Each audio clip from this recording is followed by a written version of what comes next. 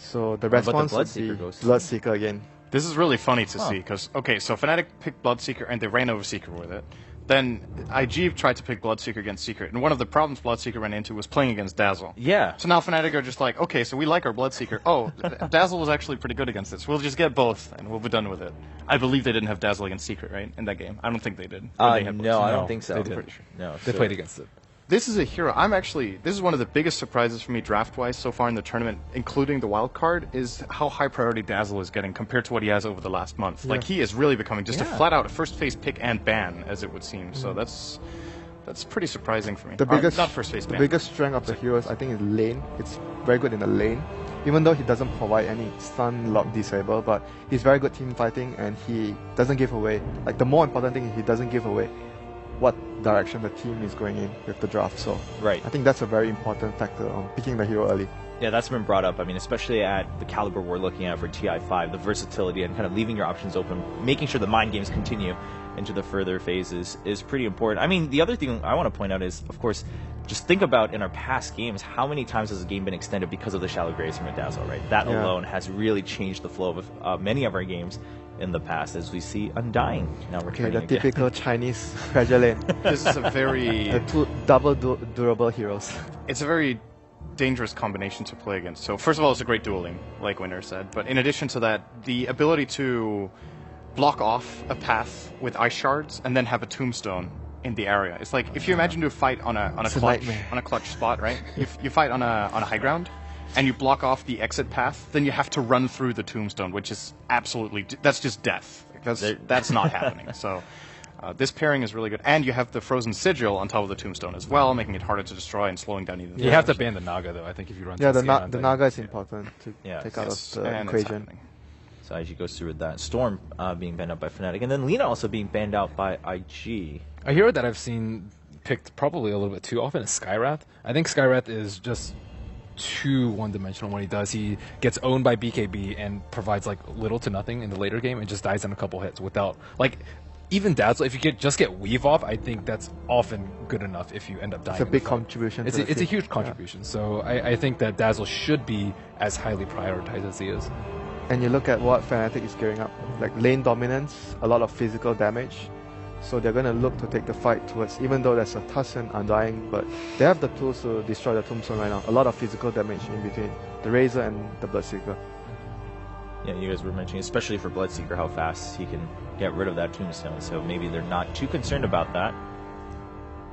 Interesting to see. I think it's like it kind of goes both ways, right? The Tombstone zombies are super annoying for Razor's ult, because they just keep absorbing it, but they don't die, since they need to be attacked now.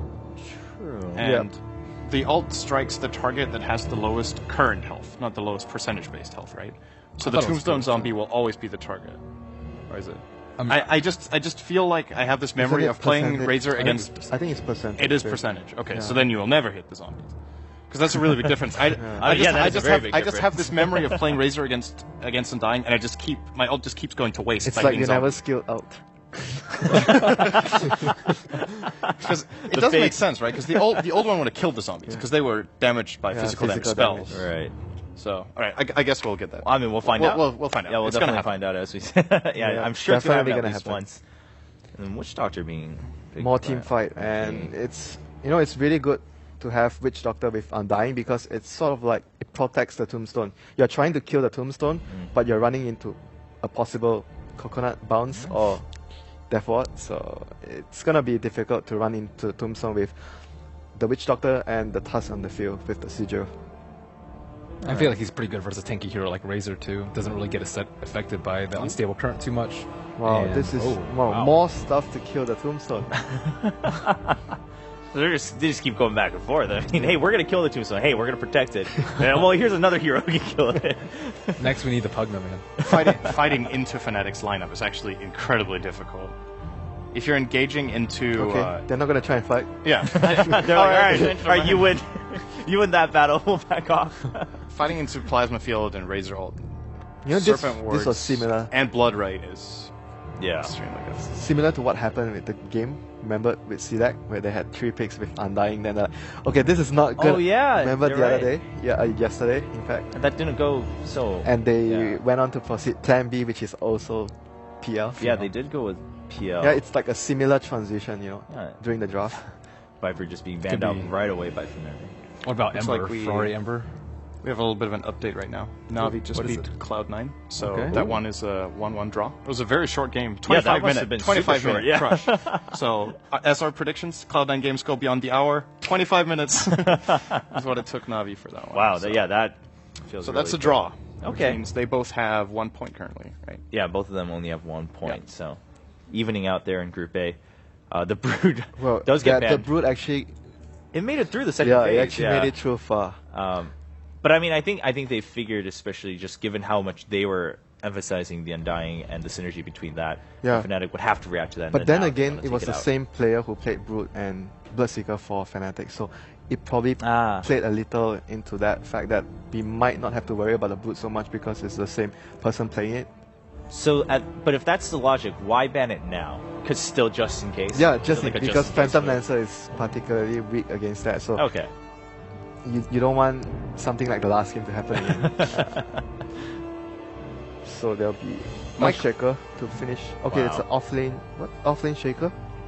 My question right now for IG is, what are you going to do when Fnatic come to your base and they Yeah. plant the Serpent Wards? How are you going to get rid of them? Like, what's your actual counterplay? The moment it just looks so ridiculously difficult. Yeah, they don't to have engage into this anything to Fnatic fight team. into that, and they need to like somehow they don't have enough spam. I feel right now looking at the 4 heroes, when a huge creep wave comes in, there's the cask and there's the shards. That's about it. Yeah. You need to be able to clean out the wave. So okay, this is not That clean- is Whoa. a possible solution. that is fighting into it with the tombstone and the split. So This is like two Alright. teams. So they went back on it. Now they yeah, bring out the I think the PL is more maybe going to go for a battle build where you join your team early with drums. I don't think it would be a Boots of Travel build like Right. what Envy likes to go for with his PL, like the greed in farming. This game he might have to be forced to fight early and join his team because it's Serpent Wards, and at some point of the game there'll be Aghanims on the Razor, so you have to defend your base no Yeah. matter what. Yeah, I I mean, I think don't- Brew Ultimate's really good at doing that, though. I think Yeah. he's been a forgotten mid, and he did get quite a few nerfs, but he's still really, really good at getting past that 5 through 25 minute phase of the game, which it seems like Fnatic's lineup is really geared towards. Yeah. I like this last pick a lot. Just Yeah, it actually makes a lot of sense Yeah. with their lineup as well. I'm actually surprised they picked it just because, I mean, that's on nobody's radar. Yeah, I mean, exactly. But that was something perhaps good to see, because otherwise we were worried, like, all right, now they switched to plan B and now Fnatic's just going to run them over. IG comes in with a plan. They still had something in their back pocket. IG versus Fnatic game 1 in a best of 2, ladies and gentlemen. Fnatic versus IG. The third round of series of games today is the first day of the group stages. Welcome to everyone who is tuning in as well, over on the main stream, everyone who's tuning in on Dota TV, as well as on YouTube live streams, the stream platform, and anywhere else around the world. However you're tuning in, greetings and salutations. Warm welcome to everyone, of course, who enjoys watching Dota, and there's going to be plenty of it.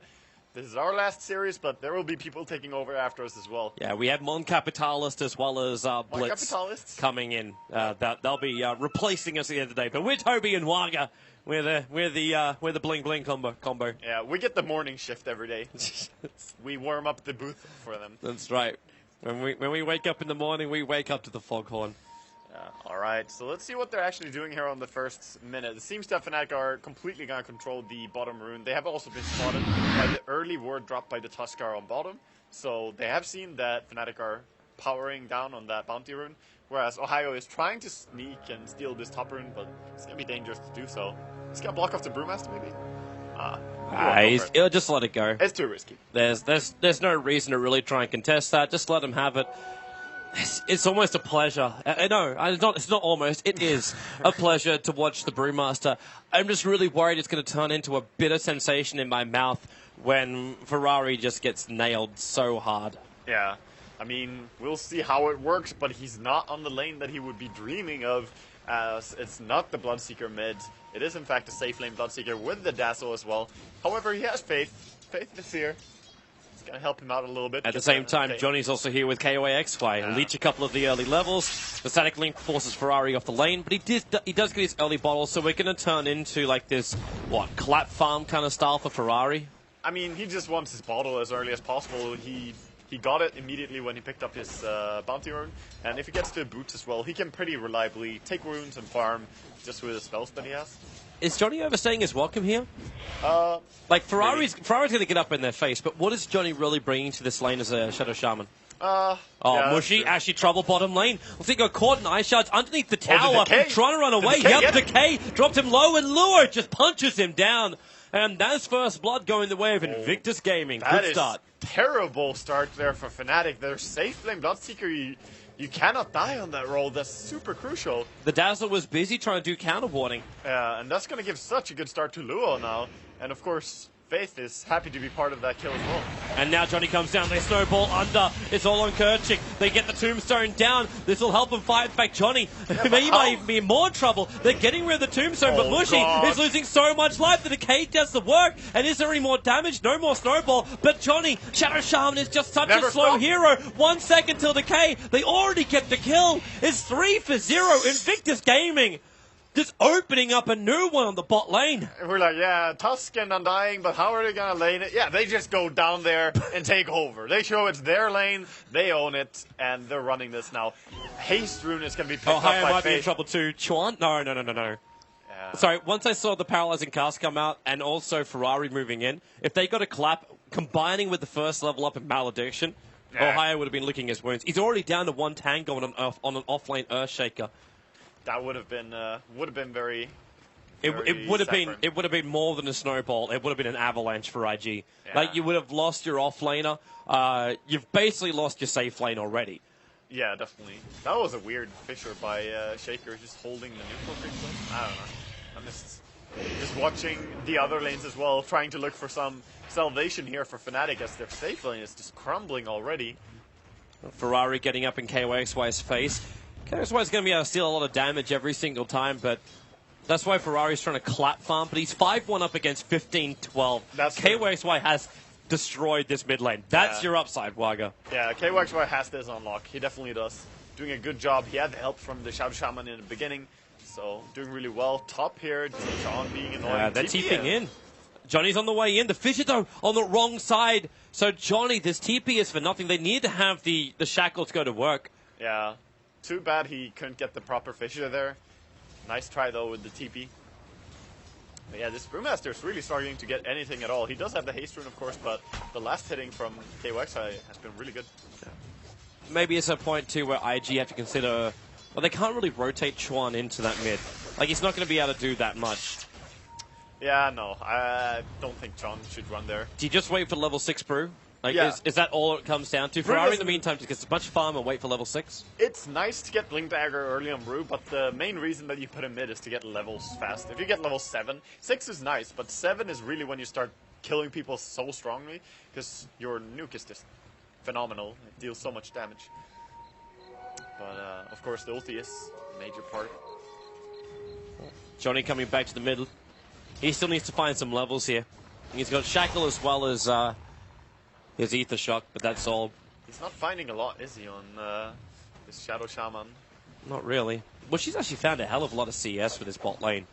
All things considered, 20 for 2 up against an 11 for 1. I actually don't know how he did that, but yeah, he has recovered the last hits really well. I can tell you it's not from just jungle farming. That's just not possible for him. Yeah. I mean, Bloodseeker is extremely good at last hitting, and he played very aggressively farming when he died.